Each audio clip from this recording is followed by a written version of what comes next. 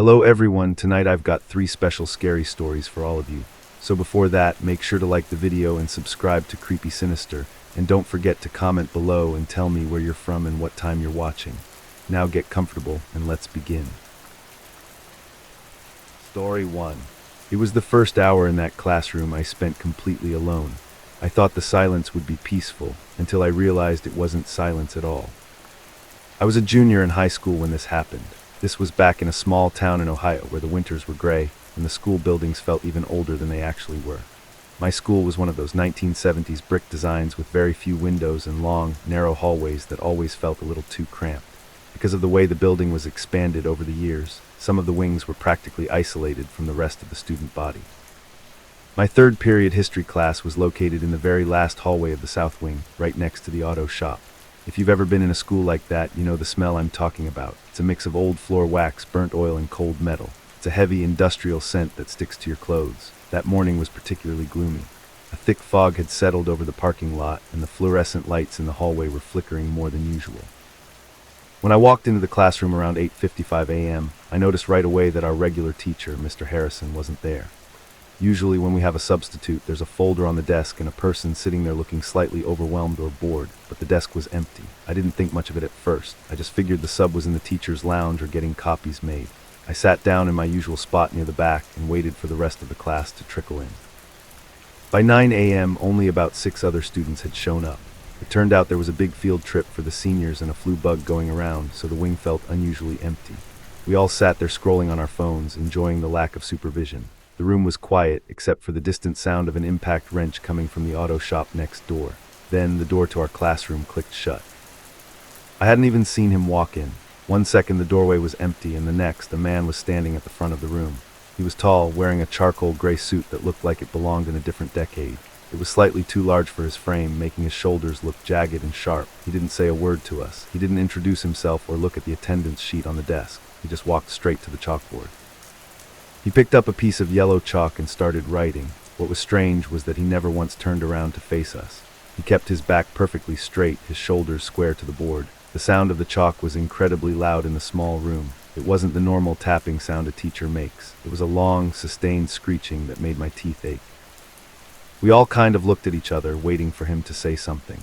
Usually a sub will tell you their name or give you a worksheet to do. This guy just kept writing. He was filling the board with names. First, I thought they were historical figures, but then I realized they were the names of the students in the room. He wrote Sarah, then Mark, then Caleb. He wrote my name in the exact center of the board.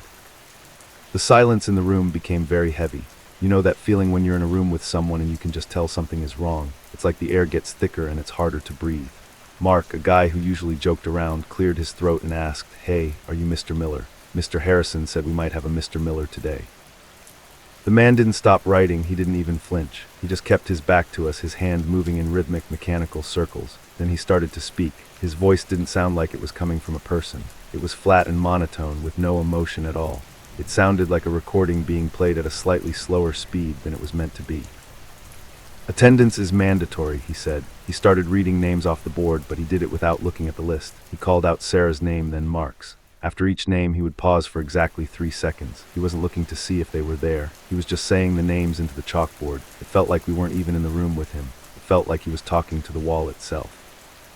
As the period went on, the vibe got even weirder. Around 9:25 a.m., the man started talking about things that weren't in our history books. He started talking about the history of the building. He mentioned how the ground under the auto shop used to be something else, and how some things aren't meant to be covered in brick and mortar. He spoke in these long, winding sentences that didn't really make sense if you thought about them too hard.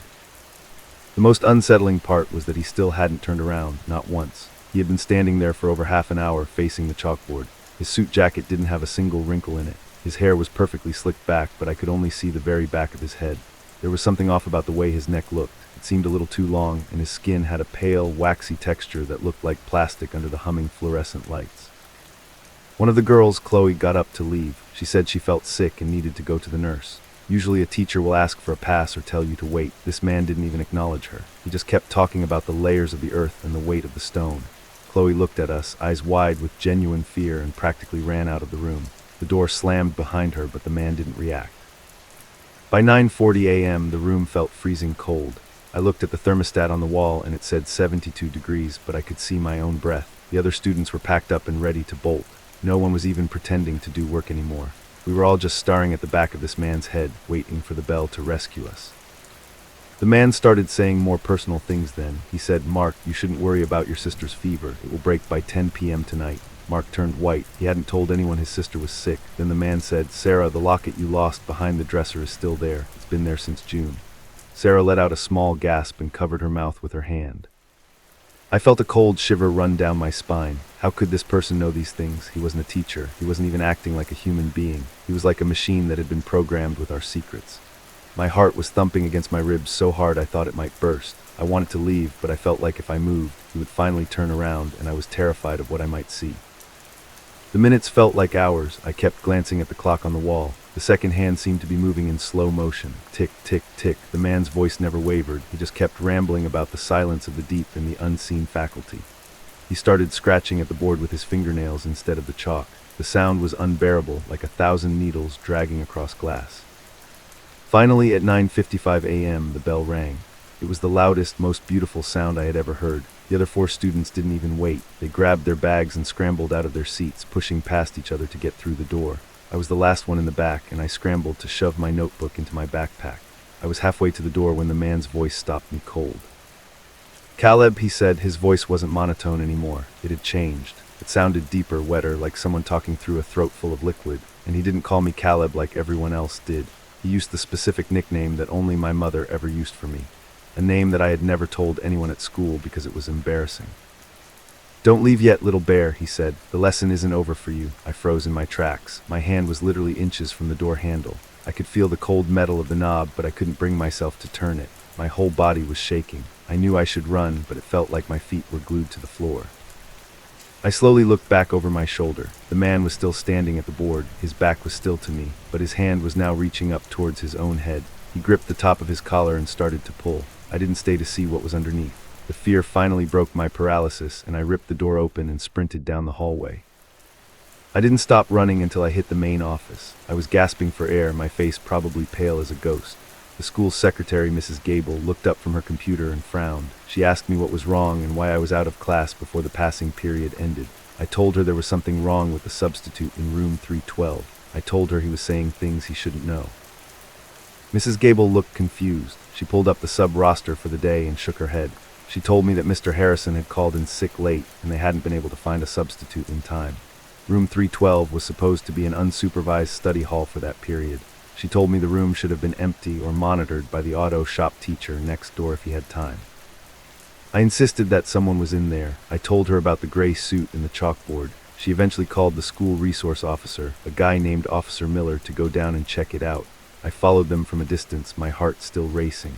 I didn't want to go back in that wing, but I had to know what they found. When we got to the hallway near the auto shop, it was completely silent. The flickering lights had stopped and the air didn't feel heavy anymore. Officer Miller opened the door to room 312 and walked inside. I stood in the doorway, clutching my backpack. The room was empty. There was no man in a gray suit. There was no one there at all. But when I looked at the chalkboard, my blood turned to ice. The board wasn't covered in names anymore. It had been wiped clean, except for one spot in the very center. In yellow chalk, in a handwriting that looked exactly like my mother, were 3 words, "See you home." I didn't go back to class for the rest of the day. My parents picked me up and I tried to tell them what happened, but they just thought I was stressed about my exams. My mom told me she hadn't been to the school and certainly hadn't talked to any teachers. She seemed genuinely confused when I asked her about the nickname. She hadn't used it in years. I never saw that man again, but I stopped taking that hallway to get to my classes. I would walk all the way around the other side of the building just to avoid it. A few weeks later, I heard from Mark that he found his sister's fever did break at exactly 10 p.m. that night, just like the man said. Sarah found her locket, too. It was right where he said it would be. The school ended up tearing down that wing a few years after I graduated to build a new gym. They said the foundation was shifting and the 1970s brickwork wasn't stable anymore. I like to think that whatever was in that room is buried under tons of new concrete now. But sometimes, when it's foggy outside and the house is quiet, I think about that gray suit. I think about the way his neck looked and the way he never turned around. I wonder what I would have seen if I had stayed for the rest of the lesson. And most of all, I wonder how he knew that name. Because even now, when I'm completely alone in my own house, I sometimes hear a faint, wet voice whisper it from the hallway. It's a reminder that some people don't need to see your face to know exactly who you are. And sometimes the person standing at the front of the room isn't there to teach you a lesson. They're just waiting for you to be the only one left. I still don't like silence because I know that if you listen long enough, you might hear someone calling your name. Story 2. Back in my freshman year, I worked the night shift at a gas station. I used to think the scariest thing I'd see was a drunk customer. I was wrong. At the time, I was 19 years old and trying to balance a full course load with a job that paid well but drained my soul. The gas station was about a 10-minute walk from my dorm, which was a modern, 5-story building known as North Hall. It was one of those newer structures with glass facades and keycard access for everything. I usually finished my shift at 2 a.m. and walked back through the quiet, empty streets of the campus. Working the graveyard shift meant I was always tired, and my perception of reality was often a bit blurred by sleep deprivation. The gas station was located on the edge of town, right where the streetlights started to get sparse. I'd spend hours sitting behind the bulletproof glass, watching the occasional car roll through the shadows. Most of the people I saw were harmless, just late-night travelers or people getting off their own shifts. But there were always those few individuals who made the hair on my neck stand up. I thought that was the peak of my anxiety, but the real terror was waiting for me back at my dorm. On this particular night, it was a Tuesday in the middle of November.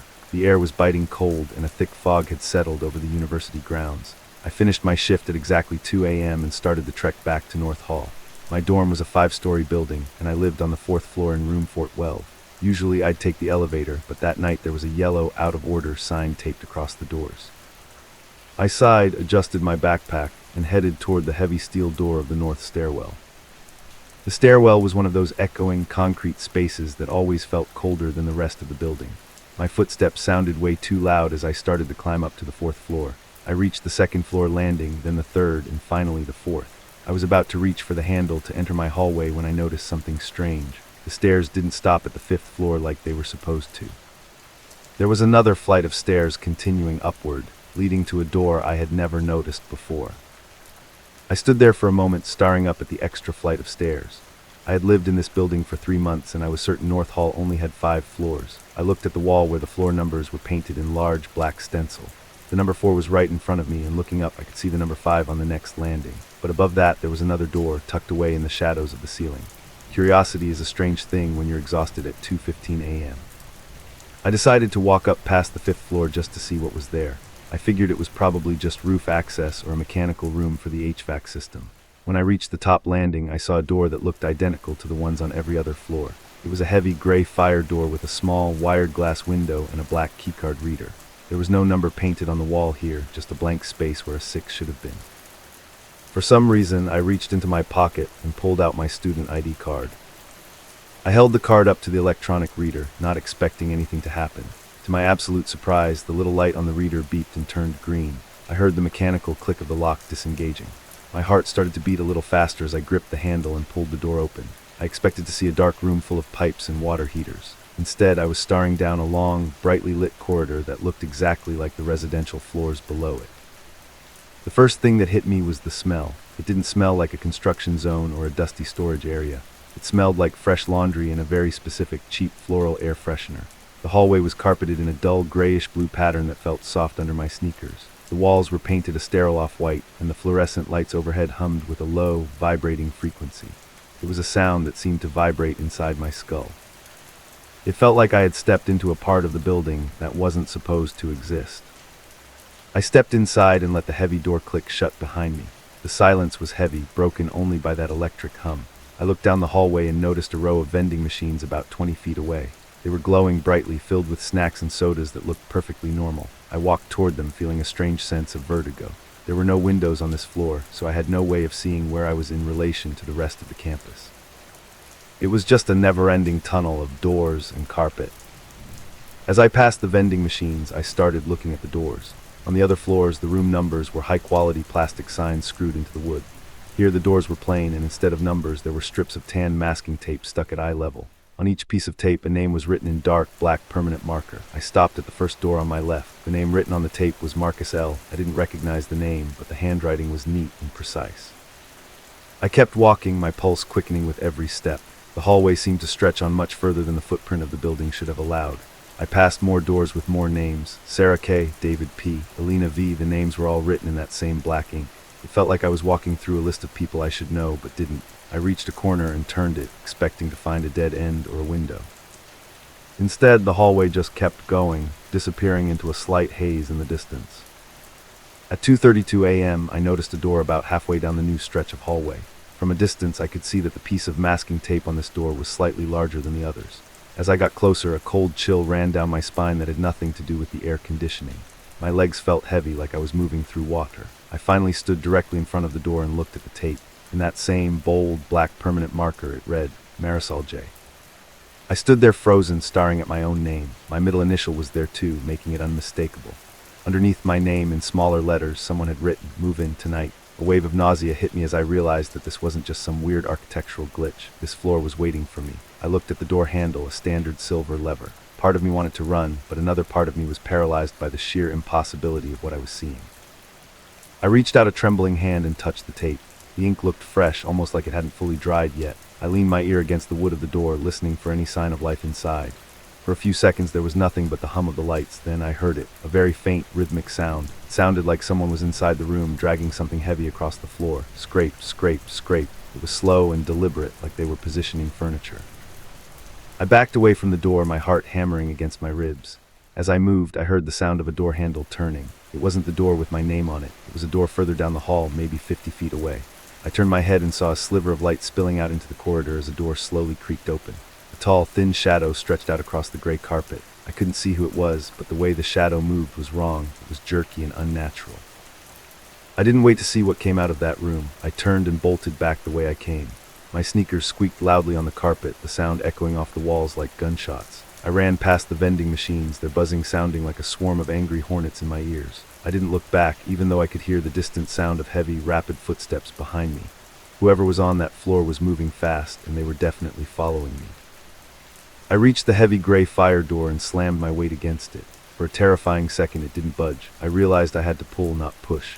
I yanked the handle and stumbled out into the concrete stairwell. I didn't stop to close the door, I just threw myself down the stairs. I took them 3 at a time, nearly tripping and breaking my neck. I flew past the 5th floor, then the 4th, not stopping until I reached the heavy door to my own hallway.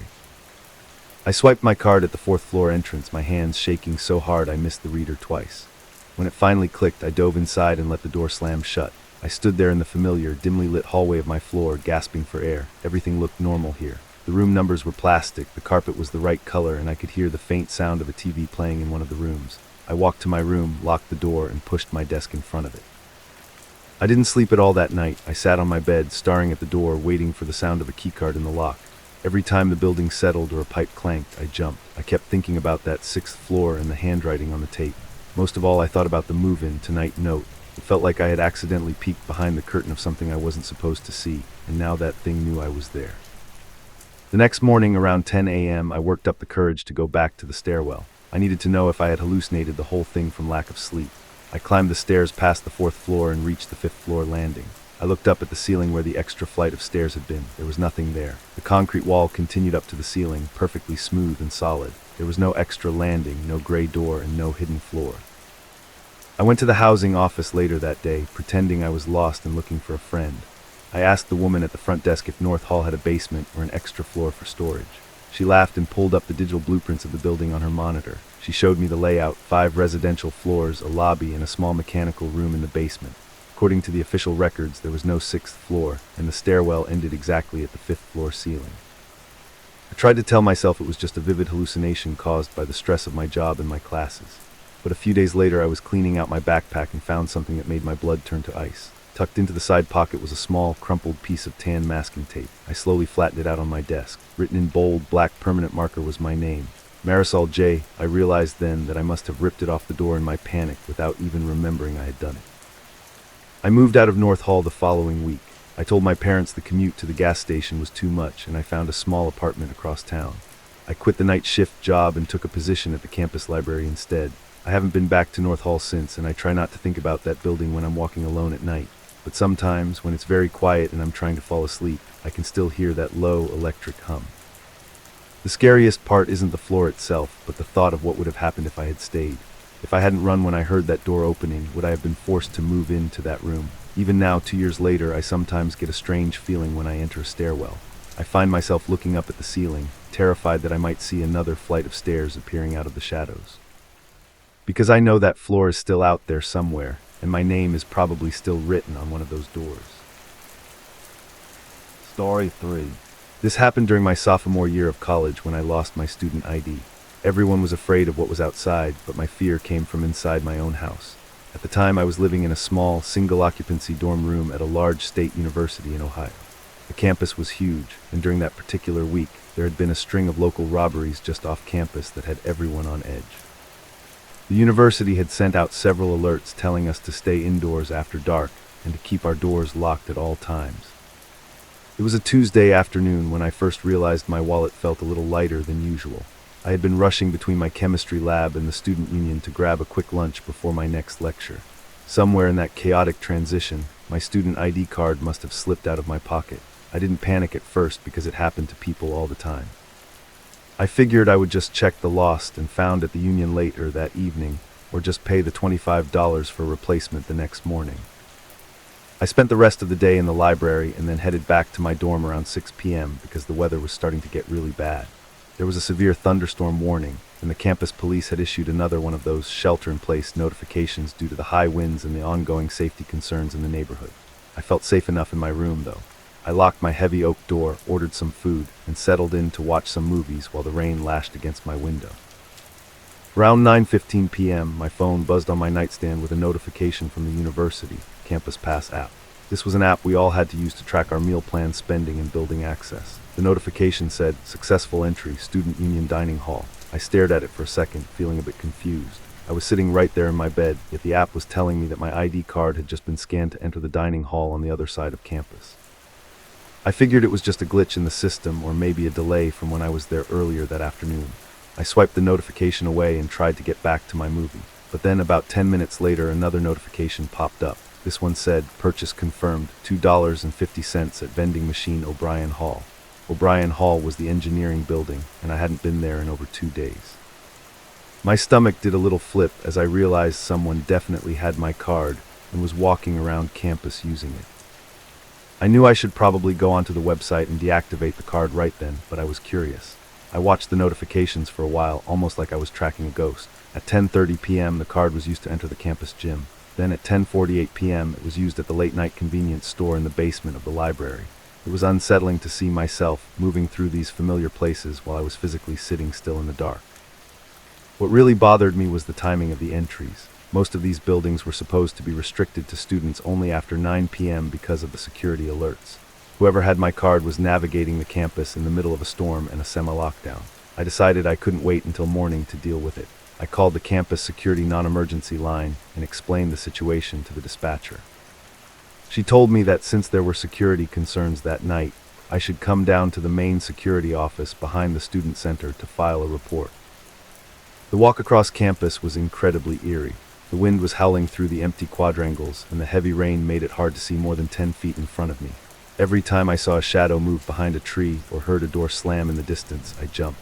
I kept thinking about those robberies and the fact that someone was currently walking around pretending to be me.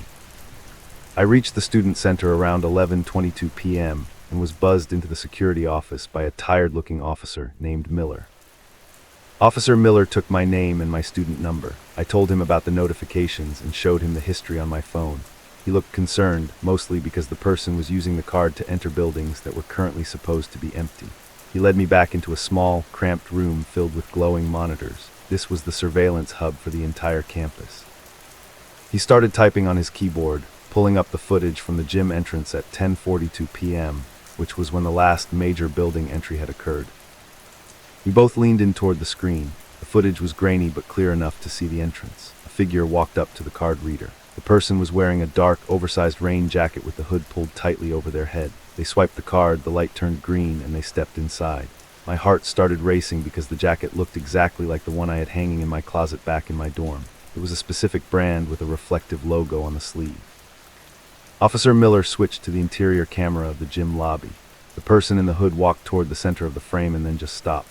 They didn't go toward the weights or the basketball courts. They just stood there in the middle of the lobby, dripping wet. After a few seconds, they slowly reached up and pulled back their hood. I felt the blood drain from my face. It was me, or at least it looked exactly like me. The same hair, the same glasses, and the same pale complexion. I sat there in total silence, trying to process what I was looking at. I knew for a fact that I had been in my room at 10:42 p.m. watching a movie, but the person on that screen was a dead ringer for me. Officer Miller looked at me, then back at the screen, and then back at me again. He asked me if I had a twin brother I hadn't mentioned. I told him no, that I was an only child. He looked back at the monitor and zoomed in as much as the digital resolution would allow. The person on the screen didn't look like they were looking for a place to work out. They weren't looking at the equipment or the exits. Instead, they slowly turned their head and looked directly into the security camera mounted on the wall. They didn't have an expression on their face. It was just a blank, dead stare. It felt like they were looking through the camera and straight at me, sitting in that security office. They stayed like that for nearly a full minute without blinking. Suddenly, the person reached into their pocket and pulled out my student ID card. They held it up to the camera lens, making sure the photo and the name were clearly visible. Then, with a slow and deliberate motion, they tucked the card into their front pocket and walked out of the camera's view toward the back emergency exits. Officer Miller immediately got on his radio and called for a patrol unit to check the gym, but I knew they wouldn't find anyone. The gym was huge, and that person had a head start. We spent the next hour scrubbing through the rest of the footage from the other locations. In every single clip, the person did the same thing. They would enter a building, walk to the nearest camera, and stare into it for several minutes. They never stole anything. They never tried to break into any offices. It was like they were performing a show specifically for the people who would eventually watch the tapes. The most chilling part was the footage from the vending machine in O'Brien Hall. In that clip, the person didn't even buy anything. They just swiped the card, waited for the machine to authorize, and then stared into the camera again. This time, they leaned in so close that their face blurred out the entire frame. Right before the clip ended, I could see their lips moving. They weren't saying a name or a threat. They were just whispering the same word over and over again. I couldn't hear it through the silent footage, but the mouth movements were unmistakable. They were saying my dorm room number. Officer Miller looked at me with a very grim expression. He told me he was going to send an officer back to my dorm with me to make sure my room was secure. I was shaking so hard I could barely stand up. The realization that this person knew exactly where I lived and was actively pretending to be me was more than I could handle. We left the security office and walked back across the dark campus. The rain had slowed to a drizzle, but the air felt even heavier than before. When we got to my floor, everything seemed normal. The hallway was quiet and the lights were flickering like they always did. The officer checked my door and found that it was still locked. We went inside and he did a quick sweep of the closet and under the bed. No one was there. He told me to keep my door dead-bolted and to call them immediately if I heard anything. He promised that a patrol car would stay parked outside my building for the rest of the night. I didn't sleep at all. I sat in my desk chair with the lights on, staring at the door. Every little creak of the building made me jump. Around 4:30 a.m., I heard a faint sound coming from the hallway. It was a soft, rhythmic clicking noise, like someone was tapping a piece of plastic against the wall. I walked over to my door and pressed my ear against the wood. The clicking stopped. Then I heard the sound of something sliding underneath my door. I waited a long time before I worked up the courage to look down. There, resting on the carpet, was my student ID card. It was snapped perfectly in half. I grabbed it and looked at the back.